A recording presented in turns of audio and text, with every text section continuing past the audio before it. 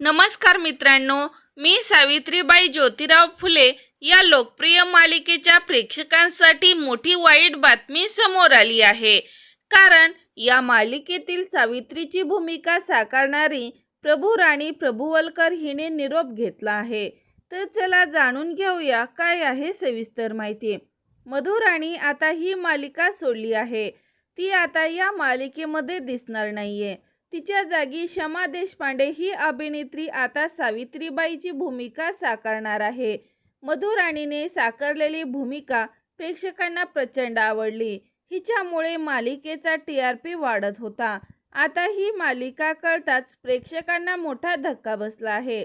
अनेकांनी यावर नाराजी व्यक्त केली आहे, तर काही प्रेक्षक प्रचंड भडकले आहेत। ही मालिका बंद करा, मधु राणीशिवाय ही मालिका आम्हाला पाहायचीच नाही। स्टार प्रवाहाने दबावाखाली मधु राणीला बाहेर काढलं असेल, अशा चर्चा प्रेक्षकांमध्ये रंगल्या आहेत।